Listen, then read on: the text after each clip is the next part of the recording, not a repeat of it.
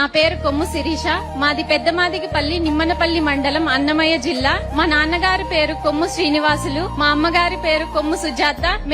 మా తల్లిదండ్రులకు మేమిద్దరము ఆడపిల్లలే. మాకు చదువుకునేటప్పుడు చాలా ఆర్థికంగా వెనుకబడిన తరగతుల వాళ్ళం.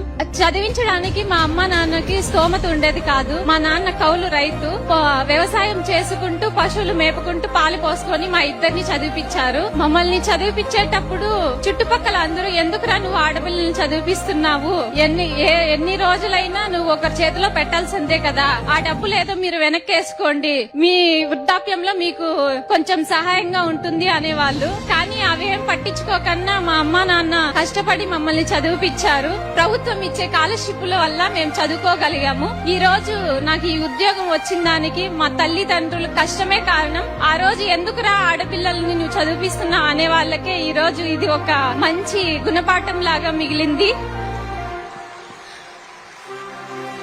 మాకు ఈ నియామక పత్రాలు అందజేస్తున్నందుకు గాను సీఎం సార్ గారికి ఆస్పిరెంట్స్ అందరి తరపున ధన్యవాదాలు తెలియజేసుకుంటున్నాను. Thank you sir. MSc chemistry. ఈ అమ్మాయిని చూస్తే తల్లిదండ్రులకి చేతులెత్తి వందనాలు సమర్పిస్తున్న ఈ అమ్మాయిని ఎంఎస్సీ కెమిస్ట్రీ చేపించారు. ఒక మామూలు కుటుంబం, అసాధారణమైన పట్టుదల. మగ పిల్లలైనా ఆడపిల్లలైనా